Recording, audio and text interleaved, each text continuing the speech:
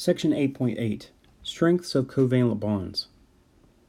The stability of a molecule is related to the strengths of the covalent bonds it contains. The strength of the covalent bond between two atoms is determined by the energy required to break that bond. It's easiest to relate bond strength to the enthalpy change in reactions in which bonds are broken. The bond enthalpy is the enthalpy change, delta H, for the breaking of a particular bond in 1 mole of gaseous substance. For example, the bond enthalpy for the bond between chlorine atoms in the chlorine 2 molecule is the enthalpy change when 1 mole of Cl2 is dissociated into chlorine atoms. We use the designation D, bond type, to represent bond enthalpies. It's relatively simple to assign bond enthalpies to bonds that are found in diatomic molecules such as chlorine-chlorine bond or the HBr bond in hydrogen bromide. The bond enthalpy is just the energy required to break the diatomic molecule into its component atoms. Many important bonds, such as the carbon-hydrogen bond, exist only in polyatomic molecules.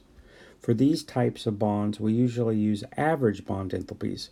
For example, the enthalpy change for the following process in which a methane molecule is decomposed into its 5 atoms, called an atomization, can be used to define the average bond enthalpy for the carbon-hydrogen bond.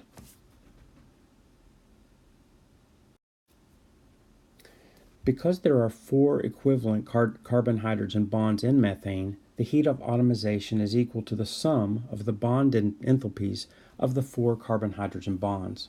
Therefore, average carbon-hydrogen bond enthalpy for methane is 660 divided by 4, or 415 kilojoules per mole.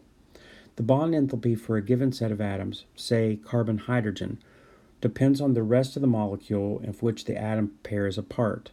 However, the variation from one molecule to another is generally small, which supports the idea that bonding electron pairs are localized between atoms. If we consider the carbon-hydrogen bond enthalpies in many different compounds, we find that the average bond enthalpy is 413 kilojoules per mole, which compares closely to 415 kilojoules per mole calculated from methane. Table 8.4 lists several average bond enthalpies. The bond enthalpy is always a positive quantity. Energy is always required to break chemical bonds. Conversely, energy is always related when a bond forms between two gaseous atoms or molecular fragments. The greater the bond enthalpy is, the stronger the bond. A molecule with strong chemical bond generally has less tendency to undergo chemical change than one with weak bonds. This relationship between strong bonding and chemical stability helps explain the chemical form in which many elements are found in nature. For example, the SiO bonds are among the strongest ones that silicon forms. It should not be surprising, therefore, that the silicon dioxide and other substances containing a silicon-oxygen bonds are so common. It's estimated that over 90% of the Earth's crust is composed of silicates. Bond enthalpies and enthalpies of reactions.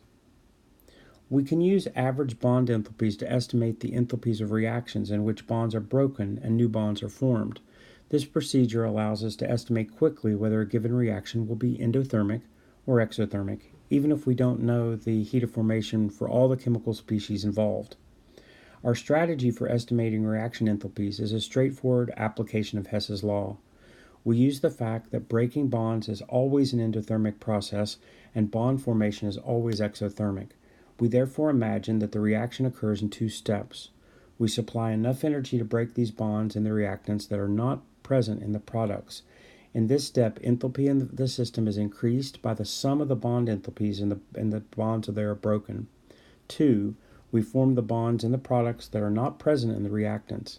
This step requires energy and therefore lowers the enthalpy of the system by the sum of the bond enthalpies of the bonds that are formed. The enthalpy of the reaction is estimated as the sum of the bond enthalpies of the broken bonds minus the sum of the bond enthalpies of the bonds formed. Consider, for example, the gas phase reaction between methane and chlorine to produce methyl chloride and hydrogen chloride. Our 2-step procedure is outlined in Figure 8.14. We note that in the course of this reaction, the following bonds are broken and made.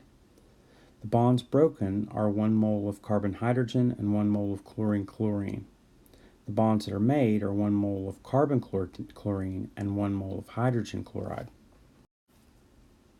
We first supply enough energy to break the carbon-hydrogen and the chlorine-chlorine bonds, which will raise the enthalpy of the system. Then we'll form the carbon-chlorine bonds and the hydrogen chloride bonds, which will release energy and lower the enthalpy of the system. By using equations 812 and the data in 8.4, we estimate the enthalpy of the reaction as negative 104 kilojoules. The reaction is exothermic because the bonds in the products, especially the hydrogen-chlorine bonds, are stronger than the bonds in the reactants, especially the chlorine-chlorine bond. We usually use bond enthalpies to estimate the heat of reaction only if we do not have the needed heat of formation values readily at hand. For the above reaction, we cannot calculate the heat of reaction from the heat of formation values and Hess's law because the value of heat of formation for methyl chloride is not given in Appendix C. If we obtain the value for the heat of formation for methyl chloride from another source and use equation 531, we find that the heat of reaction is negative 99.8 kilojoules for the reaction in equation 813. Thus, we use the average bond enthalpies provides a reasonably accurate estimate for the actual reaction enthalpy change. It's important to remember that the bond enthalpies are derived for gaseous molecules and that they're often averaged values. Nonetheless, average bond enthalpies are useful for estimating reaction enthalpies quickly, especially for gas phase reactions. Just as we can define an average bond enthalpy, we can also define an average bond length for a number of common bond types. Some are listed in Table 8.5.